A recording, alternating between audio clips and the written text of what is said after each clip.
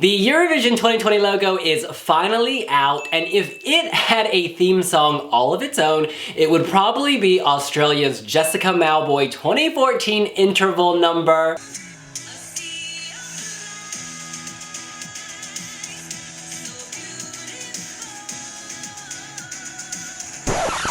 Shall we talk about it? Let's do this!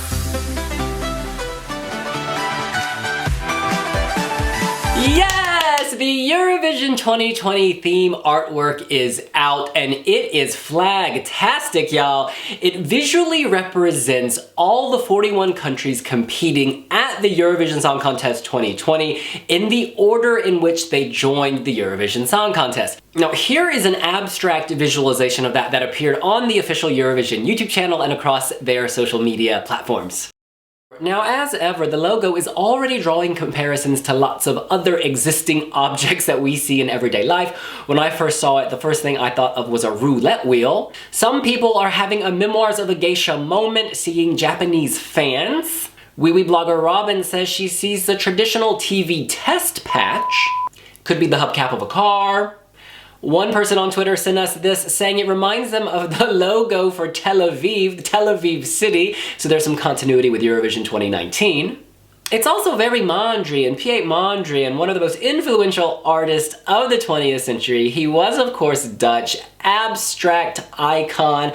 I am seeing these bold colors everywhere. It's like they took this square and made it a circle. That's a great way to nod to Dutch culture while also flagging the flags. Some of you fashionistas may be seeing Balmain's Spring/Summer 17 Inca print dress that retails for £1,600 on Farfetch.com, so it is not cheap. Still, some others see a pizza. I don't know what you put on top of yours. There have been a lot of people sharing "you stole my homework" memes on Twitter. They're comparing this to the Tbilisi Junior Eurovision 2017 logo for Shine Bright and the Tokyo 2020 Olympic logo. Now, of those three, I've got to say my favorite is Rotterdam 2020. There is also an NSFW one circulating on the interwebs. I'm not gonna show it, but it involves the anus.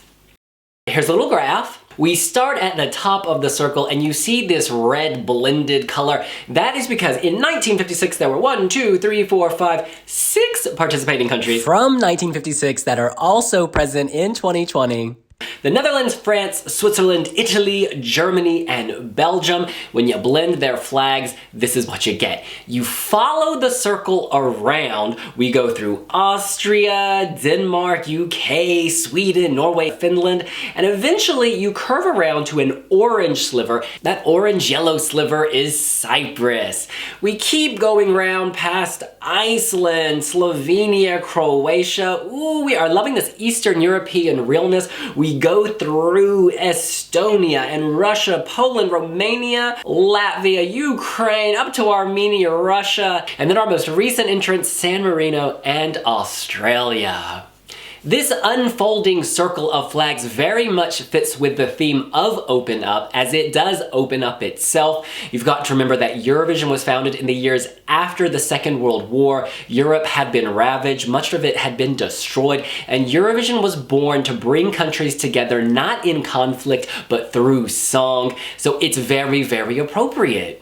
At the same time, the contest itself has evolved and changed, moving from black and white to Technicolor to the extravaganza, spectacular glitterama we have today. Of course, Eurovision artwork and logos don't just have to work on this blue background. They also have to work across billboards, transport, all over the place, and this lends itself to that very, very well. Here we have some swag bags. Look at that, a dark color, a light color. This is very fashion, very now. Put all your Eurovision souvenirs inside. We know y'all love to sip tea, and here's one with the Eurovision logo. Can't forget the billboards. How about you hop on this train, this tram? It is looking very, very Open Up. You know, at the end of the day, I really like this. To me, it looks like some kind of futuristic dandelion. If you stare at it, it's orbital almost, with different flags, the colors mixing. I absolutely love it. I think that it works for a casual viewer. You would look at that and try to figure it out, but it also works for someone who's willing to sit around like us and unpack the meaning behind it. Eurovision logos have to speak to many different audiences, and if we really oversimplify this, we can talk about the international audience and then also the domestic audience. Now, internationally, people who may only casually watch Eurovision, they will see this and they will be intrigued. They will see bright colors, they will see a circle, they will see missing gaps. It's interesting to look at because it is abstract, and yet if they want to know more, it's grounded in something much deeper. Now, in terms of the domestic audience, I think this is fantastic. It's celebrating the fact that the Netherlands was a founding nation of Eurovision. They were there in 1956 and they are there today. It also goes with their chosen theme of open up, bringing people together, being open to new cultures, traditions. Again, we've made this point before, the Netherlands is a multicultural society, and this flag represents that. Not this flag, this orbital flag. I bet you most of the flags represented in this logo would also be represented by people living in the Netherlands. So it's speaking on a domestic level as well. In any case, that's what I think. What do you think? Are you loving the Eurovision 2020 logo? What do you see when you look into it? What have your friends said when they saw it? Do you think it works? Will you be buying some of that merchandise? And if so, which piece of merchandise are you dreaming of the most? Let us know here on wiwibloggs. In any case, we will see you later. Bye!